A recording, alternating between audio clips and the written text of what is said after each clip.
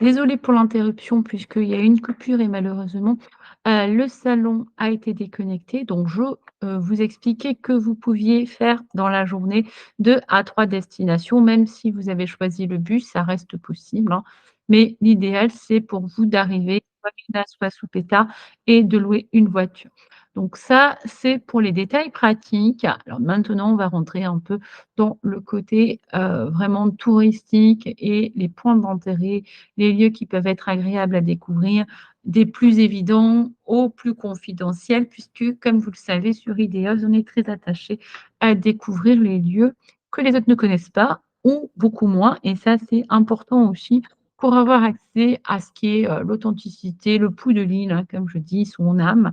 Donc, on va faire un petit tour. Donc, je vais vous montrer les photos, puisque vous le savez aussi, sur Ideos, on est un peu dans l'improvisation quand on fait les salons et c'est ça aussi le charme. Donc je vous montre à quoi ressemble Puszczyca, charmant village. On va même passer par, le groupe Ideos. Vous voyez souvent la destination revenir et des voyageurs qui y sont allés. Donc voilà à quoi ressemble ce joli village qui lui correspond vraiment à la dynamique historique et culturelle. Le travail, le savoir-faire, l'artisanat autour de la pierre blanche, comme vous le voyez, tout est dans la pierre, de l'île, donc c'est, très joli et donc on peut imaginer que 2 heures ne sont pas de trop pour visiter ce village, à minima, parce que si on découvre l'école de sculpture et qu'on va aller même du côté des carrières, on va être autour de 3 heures à minimum et on aura envie de se baigner probablement, donc les environs, il y a des petites criques qui ne sont pas connues, bien, on peut se baigner sans problème aussi à Puszczyca même puisqu'il y a les plages. Partout, je vous l'ai dit, en fait, il y a des plages, hein. Mais toutes les villes sont organisées avec des bandes de plage qui permettent de facilement prendre un bain. Donc c'est ça qui est plutôt sympa, c'est-à-dire que tout le temps on pourra prendre le temps de se rafraîchir si besoin. Les carrières ici que vous pouvez découvrir donc qui sont à quelques kilomètres et le village de Puszczyk est dans une baie très, très lumineuse, donc ça aussi, c'est agréable pour l'exposition. Donc voilà un peu à quoi, ça ressemble. Donc vous verrez d'autres retours d'expérience, de personnes qui sont allées avec, les divers interlocuteurs que je recommande, Angélique à l'époque ou maintenant avec Tony si vous souhaitez, faire des balades en bateau, donc en intégrant des lieux vraiment stratégiques. Puszczyk bien sûr, ça fait partie des évidences, hein, pour nous. Donc, maintenant que vous avez vu un peu à quoi ressemble Puszczyca, on va aller du côté de Milna, qui est l'autre village donc incontournable pour son charme, parce que c'est aussi, peut-être ce que vous cherchez, le côté traditionnel, les petites zones, avec peu de tourisme ou même s'il y a du tourisme, on ne se sent pas envahi par des hordes, puisqu'il y a des personnes des fois qui ont l'impression à Split notamment ou même à Trogir maintenant qu'il y a des hordes de touristes et c'est vrai qu'en été, la concentration extrême, la chaleur donne ce sentiment. Donc là, on est quand même dans une, approche beaucoup plus agréable, hein, avec un petit village, donc Milna, que vous allez pouvoir découvrir. Donc Milna, c'est un port, qui a l'avantage d'être avec une petit village, des vieilles pierres très bien mises en valeur, des petits restaurants, des petites konobas et des cafés pour apprécier. Il y a une huilerie dans laquelle vous pouvez faire une étape pour découvrir donc ce patrimoine, lié à l'huile d'olive puisque vous l'avez vu tout à l'heure, on l'a dit, hein, il y a une, route de l'huile d'olive qui est assez connue sur l'île et donc Milna, que je vais vous montrer ici, c'est tout ce charme, c'est-à-dire que quand on souhaite pense qu'il est sous Petard à cause du fait que c'est la capitale et qu'on y débarque en car ferry, mais en réalité, c'est pas une destination incontournable sur le plan touristique et visuel. C'est pas la ville la plus jolie de l'île. Milna, normalement, correspond vraiment à ce que la majorité, des touristes cherchent et puis surtout, c'est que l'intérêt de Milna, c'est ce travail que fait, l'équipe de l'office de tourisme justement pour qu'il y ait toujours des animations en lien avec les traditions, le folklore parce que c'est important pour eux justement que les touristes comprennent l'âme de l'île et elle se transmet beaucoup dans des spectacles musicaux, des chants a cappella qu'on appelle la clapa, c'est des chants typiques dalmates et donc vous avez des représentations assez fréquentes. Il y a également des spectacles de plein air qui sont organisés, des activités pour enfants, des activités liées au côté ludique et sportif.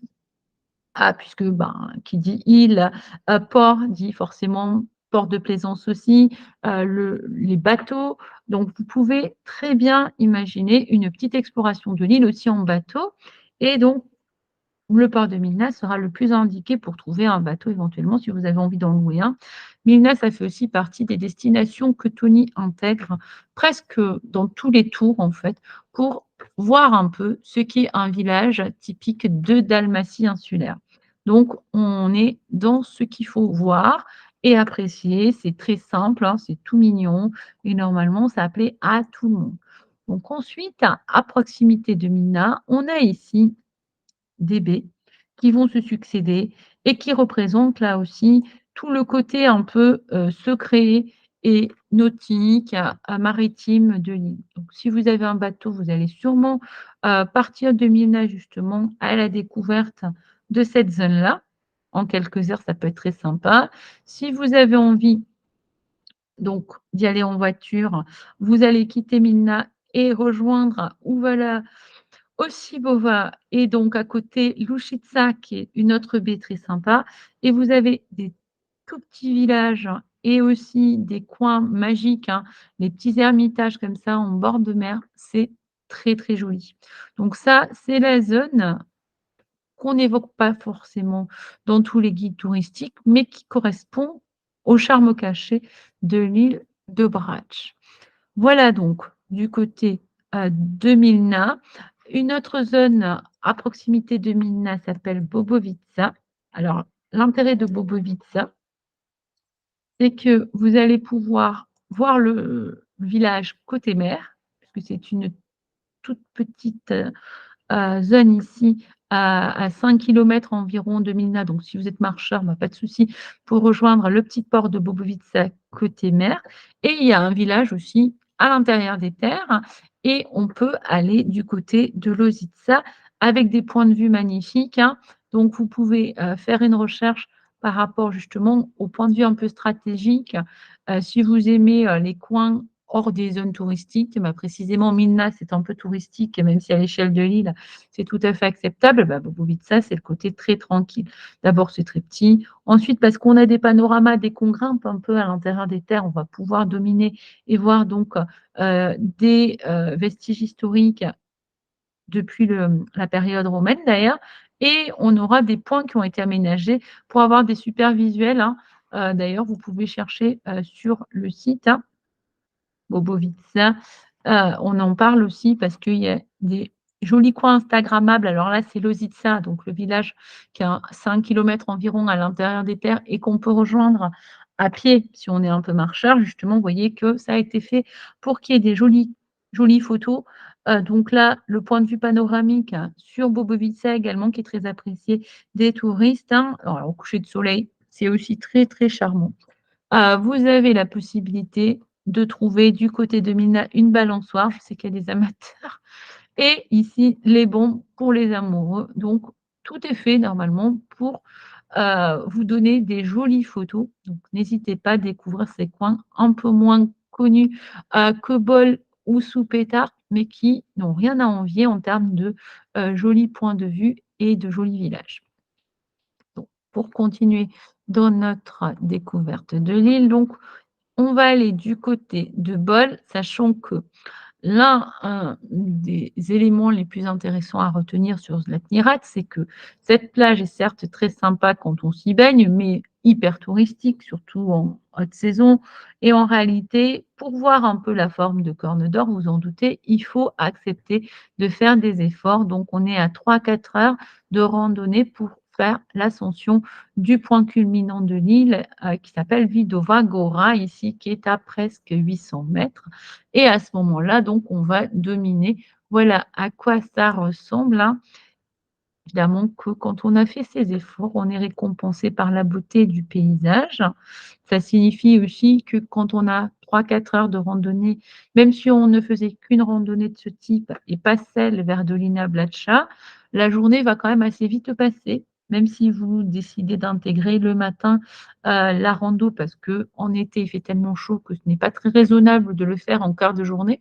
Mais ça tombe bien, vous allez arriver assez tôt du côté de Bol, donc normalement vers 8h30, vous pouvez partir donc pour la matinée, du côté de, Bidor Agora, apprécier, pique-niquer même pour ceux qui le souhaitent, au sommet et ensuite rejoindre un Bol pour faire un tour dans le village et se baigner avant de repartir en bateau. Bah, déjà, c'est une très jolie journée, mais il n'y a eu qu'un point évidemment d'intérêt, lors de votre journée. C'est pas un problème, hein, et ça correspond à beaucoup de voyageurs d'ailleurs qui considèrent que Zlatnirat est incontournable, hein, donc ils vont vouloir la voir depuis la hauteur, ensuite s'y rendre et comme je vous disais que les photos sont trompeuses parce que quand on le voit comme ça, on a l'impression d'avoir du sable fin, doré, ce qui n'est absolument pas le cas et puis surtout, c'est qu'en été, non seulement elle va pas être aussi tranquille, mais ça vous en doutiez, mais surtout, c'est que quand on est sur place sur la plage, on n'a vraiment pas du tout le même ressenti, même si là, on nous montre, du semblant de sable. Déjà, c'est du sable avec du gravier. Ensuite, en fait, la plage est réaménagée selon les périodes. Donc en été, c'est vraiment plutôt du gravier. Donc on n'est pas sur du de la plage de sable fin. Là, je voulais préciser parce que c'est pas très évident, pour certains, de l'intégrer, mais c'est la réalité. Alors moi, je vous propose aussi de regarder des photos qui font moins rêver parce que, mine de rien, quand on voit les photos comme ça, ben, c'est sûr que ça semble vraiment très joli. Alors là, vous voyez déjà qu'il y a du monde, hein. On n'est pas au cœur de la haute saison, mais le parking est quand même plein à proximité, sachant qu'il y a, quelques kilomètres depuis le village de Bol, hein, mais ça pose pas souci donc pour rejoindre la plage et pour s'y baigner. Si vous êtes pour le Farniente, voilà, c'est plutôt très bien. Bah, sur place, en fait, au niveau des clichés, ça ressemblera plutôt à ça, hein, mais enfin, même si Zlatnirat est très prestigieuse, on arrive quand même à trouver des moments, plus agréables que d'autres pour la visiter. Donc ça signifie que si vous arrivez à 8h30, que vous voulez profiter d'une baignade sans trop de monde, il faut le faire aussi le matin parce qu'à partir de 11h vont débarquer la plupart des personnes qui partent de Split et qui veulent justement faire une escapade farniente plage à la journée du côté de Zlatnirat et à ce moment-là, de 11h à 17h, on est quand même en très haute fréquentation. Donc c'est assez banal ce que je dis, mais c'est important de le garder à l'esprit. Donc je vais vous montrer aussi à quoi ressemble Dolina Blatcha, mais je voulais essayer, aussi de vous faire voir à quoi ressemble la plage. Malheureusement, je ne trouve pas, sur IDE. C'est pas évident d'utiliser l'algorithme. Alors tant pis, on on reviendra plus tard. Ah si, voilà, parce que vous conviendrez que ce genre de cliché est beaucoup moins paradisiaque que ce que vous avez vu précédemment. C'est quand même à ça que ressemble cette plage. D'abord, elle est envahie, de, ballons gonflables, enfin de bah, c'est bien aussi pour jouer, hein, pour les enfants, pour les adultes aussi, hein, mais il faut reconnaître que comme il y a plein, d'objets gonflables, donc beaucoup, de kayaks, de personnes qui font, soit du pédalo, soit qui ont des surfaces, en fait, sur lesquelles ils vont faire du farniente avec, vraiment la possibilité d'aller un peu au large de la plage, mais qu'en fait, ça crée un sentiment un peu d'invasion, surtout en haute saison touristique. C'est pas un cadre enchanteur. Voilà, on n'est pas dans cette plage-là qui fait un peu plus rêver, mais vous voyez que quand on n'est pas, très doué en photo et qu'on va regarder, la réalité de Zlatnirat, ça ressemble plutôt à ça en été. Donc c'est important parce qu'il faut vraiment pas se leurrer. Il faut aussi savoir qu'en été, l'essentiel de la plage ici est aménagé avec la possibilité de louer des transats, ce qui a un coût maintenant, hein, et donc c'est assez onéreux vu le prestige de cette plage et en plus la zone qui n'est pas donc occupée par les transats reste assez limitée. D'où l'utilité vraiment d'arriver assez tôt. Donc voilà pour le côté découverte, de Zlatnirat et donc je vous montre la suite des destinations que vous pouvez découvrir. Donc si vous êtes marcheur, vous avez décidé de ne pas aller du côté de Vidova Gora parce que l'ascension des 800 mètres vous a fait un peu peur, vous avez la possibilité de vous rendre à Dolina Blanca, qui est donc une zone connue pour le désert blanc dont on parlait tout à l'heure, avec un ermitage, un monastère. Et donc, vous avez une super randonnée pour découvrir ce lieu et des sentiers à l'intérieur, donc des terres et un sentier beaucoup plus marin qui vous permet d'apprécier la beauté des paysages en mode randonnée. Donc c'est touristique, mais ce n'est pas un problème parce que malgré tout, bah, compte tenu des efforts, tous les voyageurs, les voyageurs peut-être sont très motivés justement par la découverte, en profondeur de l'île, mais les touristes souvent se limitent aux points touristiques. On ne peut pas leur en vouloir, hein, mais quand on va à Bol, on va rester sur la plage de Zlatnirat et visiter Bol, pas nécessairement se lancer dans des randos.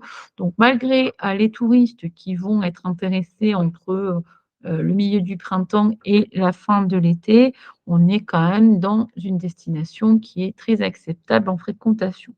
Ici, je voulais vous montrer donc à Morvitsa, qui est une très jolie baie sur laquelle on peut se baigner et qui permet de découvrir, le charme, de cette, donc excusez-moi parce que j'ai dû éviter que ça s'annule, sinon ça allait se déconnecter à nouveau, hein. Voilà, ici, un petit, monastère qui peut se visiter. La baignade ici, vous avez aussi des paysages agricoles et des vignes. Donc, si j'ai un conseil à vous donner, ne vous limitez pas aux destinations très touristiques. Essayez aussi d'intégrer, bah, ces petits coins-là, qui sont magnifiques. Alors certes, Mourvitsa est touristique aussi, hein, parce que la baie est splendide, donc les voyageurs qui en ont entendu parler vont avoir envie, de s'y rendre. Mais globalement, donc l'intérêt, c'est vraiment d'essayer de sortir des zones donc de confort et d'explorer les petites criques et les petites baies que vous allez pouvoir trouver sur cette zone. Voilà un peu Mourvitsa à nouveau. Donc, on a fait déjà un tour un peu intéressant, de l'île. Vous voyez que les plages ne manquent pas. C'est pas la peine de demander quelles sont les plus belles plages, tout ça, parce que ça, c'est une question très personnelle. Et bon, en dehors de Zlatni qui s'impose pour beaucoup, ou voilà, Borac aussi qui est assez connu et Lovrenica, parce qu'il y a là-bas des vestiges antiques et pas mal de végétation verdoyante justement. Vous avez donc des tas de criques et de baies, bah, du côté de Mina justement dont je vous ai parlé tout à l'heure et puis ici du côté de Montritza, vous allez trouver votre bonheur et le mieux, c'est justement de se laisser porter pour trouver, les coins qui vont nous plaire. Alors, je voudrais, porter l'attention, pour, vous expliquer un peu, comment il est possible de découvrir autrement qu'avec la voiture et l'organisation dont on a parlé. Car, bah, qui dit île dit bateau, c'est logique. Tout le monde n'ayant pas un permis bateau ou les moyens de louer un bateau également, parce que ça a un coût. Si vous ne savez pas conduire, il va falloir louer un skipper également, payer le carburant qui est de plus en plus onéreux malheureusement. Tout ça n'est pas à la portée de tous. Donc, si vous avez envie de découvrir une ou plusieurs îles, il est possible de recourir au service de Tony, qui est un skipper, donc avec un bateau jusqu'à 12 personnes ou éventuellement, puisqu'il est réfléchi, un bateau plus petit pour les excursions en plus petit comité. Et donc, l'intérêt, c'est de faire des visites partagées pour permettre de rendre accessible un service qui peut-être ne le serait pas quand on prend en visite privatisée.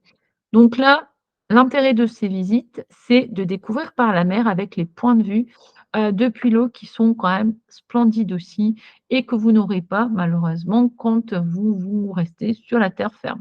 Donc là, vous allez comprendre ce que sont ces baies très dentelées, toutes ces criques un peu cachées. Vous allez pouvoir vous y rendre si vous le souhaitez. Donc ça, c'est quand même important de garder à l'esprit que, pour une découverte comme ça à la journée différente, certes, avec l'obligation quand même d'accepter, de naviguer sur l'eau, donc c'est pas pour tout le monde parce qu'il y en a qui ont quand même le mal de mer.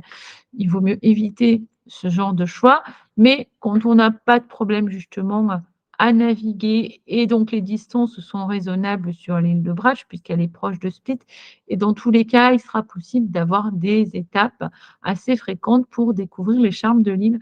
Donc si vous voulez découvrir uniquement l'île de Brač, c'est possible. Si vous voulez la connecter à d'autres îles comme Cholta en face et l'île de Rvar éventuellement, ça le sera aussi puisque Tony a à cœur de proposer des visites personnalisées et personnalisables, où l'on peut justement essayer de voir des points qui sont importants pour nous et des points un peu moins connus, qui ne seraient pas accessibles du tout par bus ou que par la voiture, vous auriez du mal à trouver peut-être, parce qu'ils sont peu connus, donc les locaux essaient de les garder aussi pour eux et à ce moment-là, on va avoir un accès encore complètement différent à l'île. Donc n'hésitez pas à le contacter et surtout le faire dès maintenant parce que je sais que c'est peut-être pas clair pour les voyageurs, mais si on veut partager, il faut un minimum, d'inscrits pour que la visite ait lieu.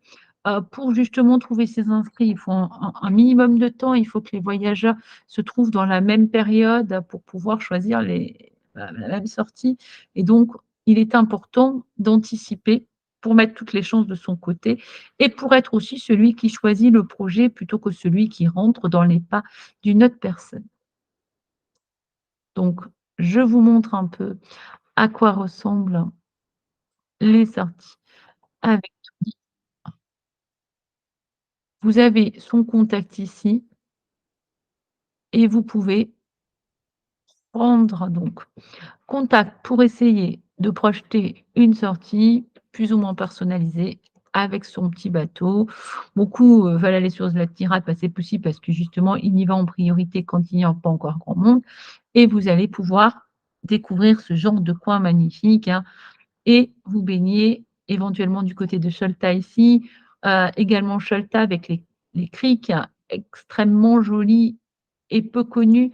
Donc si vous voulez associer plusieurs expériences dans la même journée, c'est possible, grâce à Tony, ce qui n'est pas possible avec, le choix du car ferry ou du catamaran puisque c'est une île déjà très bien à la journée, on ne sait déjà pas quoi faire, donc on ne pourrait pas en voir 2 ou 3 sur 6 ou 10 heures, bah, là, ça reste tout à fait envisageable.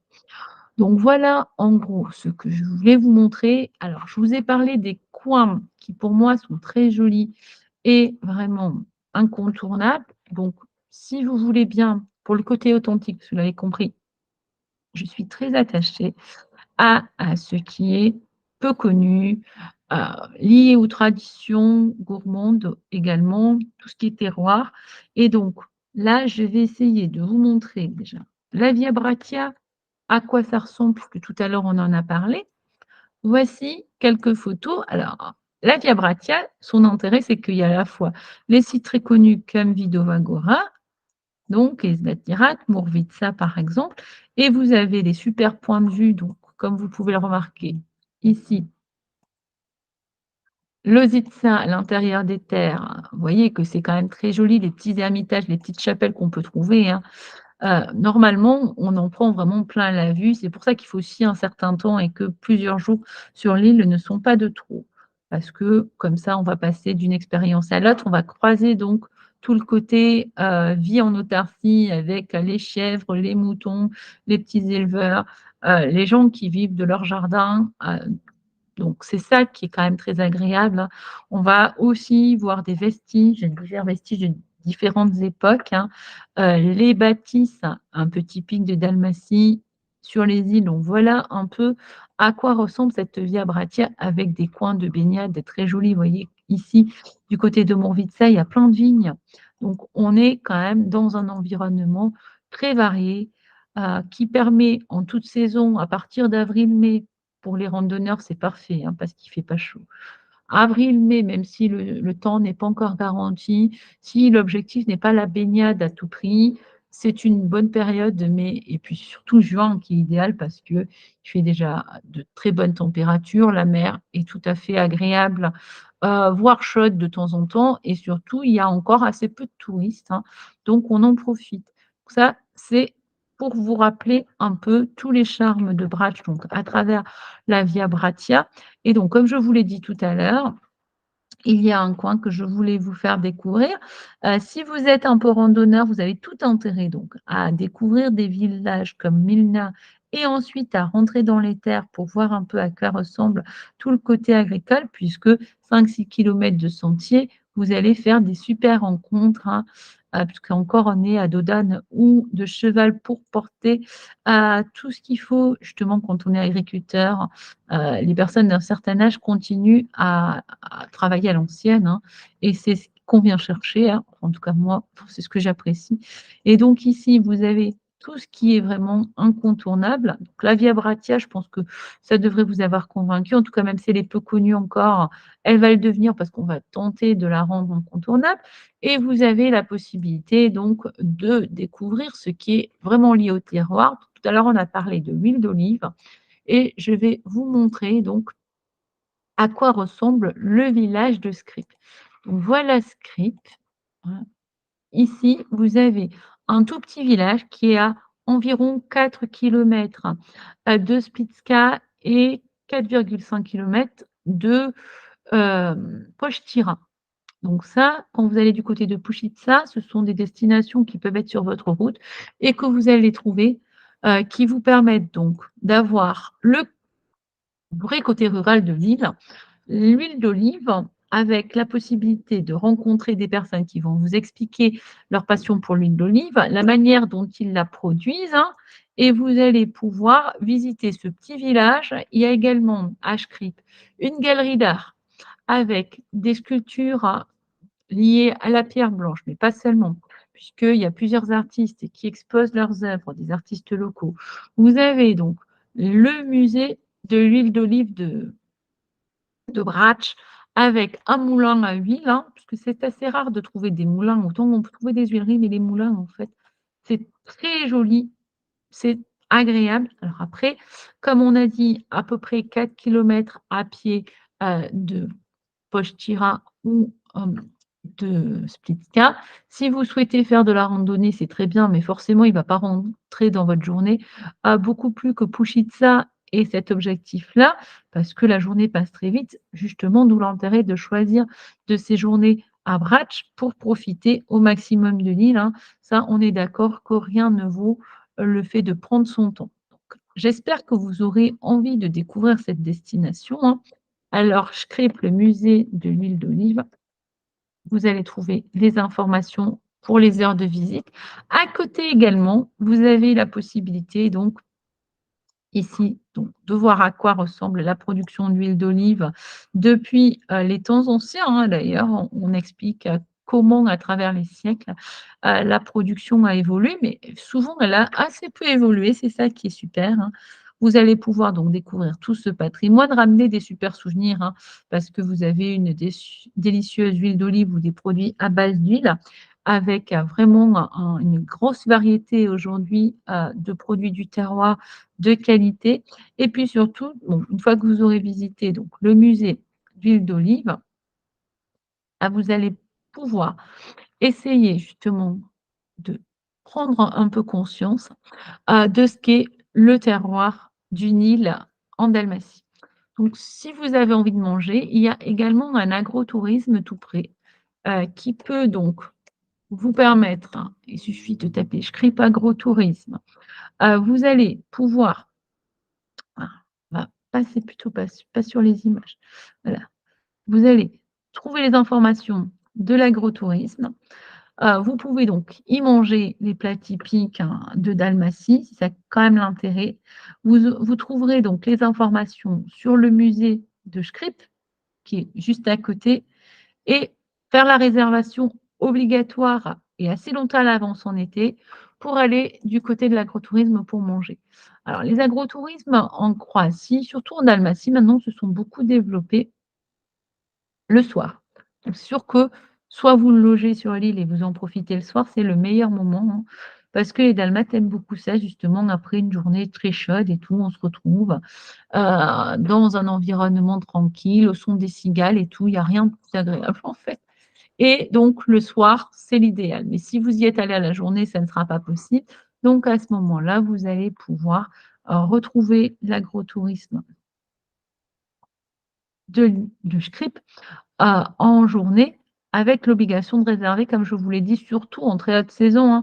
Parce que, bah, même si je vous dis que c'est confidentiel et pas très connu, les gens comme moi qui sont très fans de ce genre d'expérience connaissent, il y a beaucoup d'Allemands qui adorent ça et qui réservent souvent 1 an à l'avance Donc, vous voyez que, tout est, toujours relatif, hein. C'est-à-dire que c'est peut-être pas connu pour les Français qui ont des envies assez touristiques, mais pour ceux qui sont très attachés justement aux coins confidentiels, très calmes, les Allemands, les Autrichiens qui ont beaucoup de connexion par rapport à la nature aussi et qui aiment venir en Croatie, prendre vraiment leur temps, se poser, bah, là, ils sont très fans de ce genre de lieu et puis les Dalmates eux-mêmes, hein, redécouvrent souvent, les vertus de la tranquillité. Donc, c'est important de le garder à l'esprit. J'espère que vous avez apprécié ce tour d'horizon.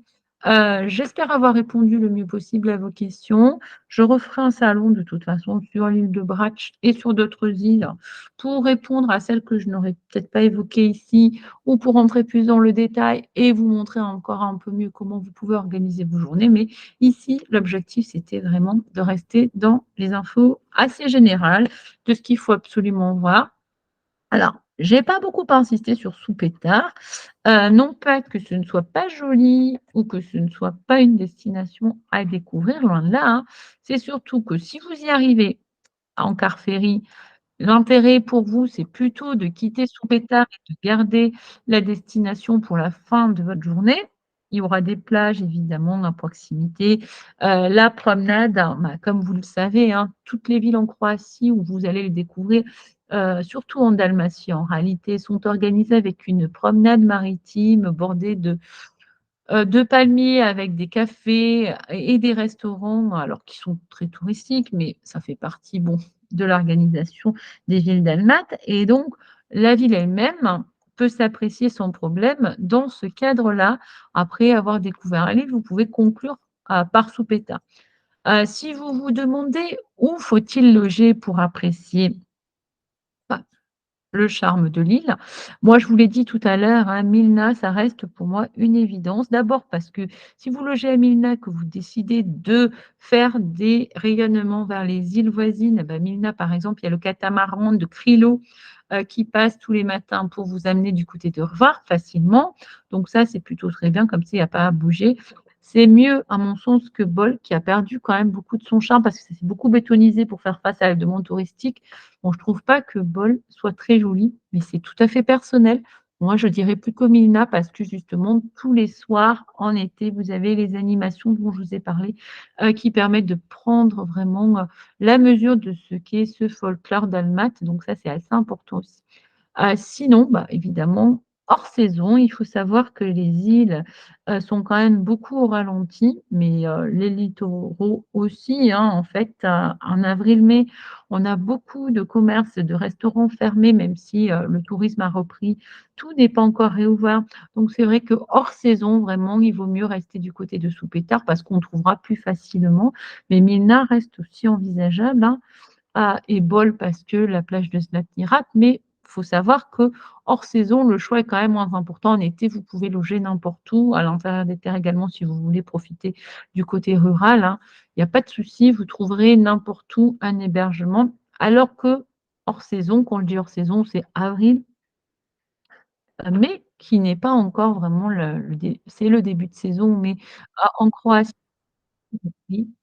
Bah, il faut savoir que si vous décidez de faire ce genre de choix, vous allez pouvoir justement découvrir dans des conditions très tranquilles, hein, mais il faut savoir aussi que beaucoup de choses seront fermées. Donc vous risquez de devoir vous déplacer pour manger dans un resto, ou prendre un verre à une terrasse de café, ça sera loin d'être évident. Hors saison, c'est valable pour toute la Dalmatie et même globalement pour la Croatie. Parce que contrairement à ce qu'on imagine, c'est vrai que c'est très, très saisonnier comme pays, hein.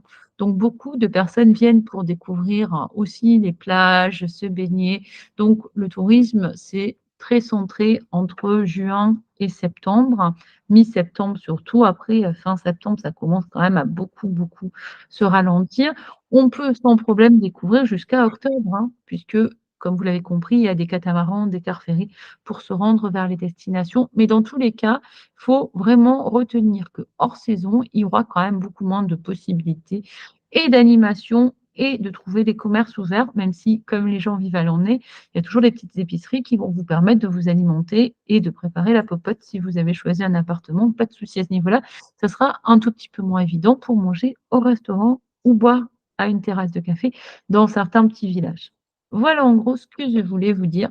J'espère que vous avez apprécié Brač, que vous allez la choisir pour vos vacances. De toute façon, il y a jamais de mauvais choix en Croatie. Tout est beau, tout gagne à être connu et donc si vous n'avez pas l'occasion de le faire lors de votre prochain voyage, il est évident que vous aurez peut-être envie de revenir et que Brač fera partie de vos choix. Si vous êtes en train de réfléchir, bah, vous avez tout intérêt donc à intégrer Brač, hein, parce que c'est une très jolie île, suffisamment variée, riche, assez grande et très bien positionnée pour faire beaucoup de choses depuis cette île. Donc merci beaucoup pour votre attention. Alors merci d'être, venus écouter. Je ne sais pas si vous avez des questions à poser sur l'île de Brač? Moi, j'arrive, donc voilà, j'ai pris un peu en cours. Donc voilà, moi, je viens surtout pour des informations. Nous sommes à 4 et on aimerait bien partir 10 jours et c'est la première fois. Donc je viens un peu aux informations, voir qu'est-ce qu'il y a à voir pour un premier séjour et qu'est-ce que vous nous conseillez. Alors si vous permettez, là, j'ai fait quand même un salon qui était dédié sur l'île de Brač. Donc D'accord. ce que je vous propose, c'est qu'on se retrouve Oui. sur un salon, distinct comme ça, puisque vous n'avez pas de questions spécifiques sur l'île et si je comprends bien, c'est plus général. On peut se retrouver pour faire un échange personnalisé justement, pour, répondre à vos questions, pour vous aider à D'accord. trouver les bonnes destinations. Est-ce que ça peut vous Oui, convenir? parfait, parfait. Parfait. Alors moi, je suis dispo à partir de 17h. Je sais pas si, Oui, 17h, oui, oui. 17h30, hein, il y a Oui, pas de souci. d'accord. Donc vous pouvez rejoindre le salon, ou me contacter, quand vous avez si vous avez une heure, préférentielle et on se retrouve donc pour, discuter de votre projet. D'accord, c'est parfait. Merci beaucoup. À tout Merci, à je l'heure, vous en oui, au prie. revoir. À tout à l'heure.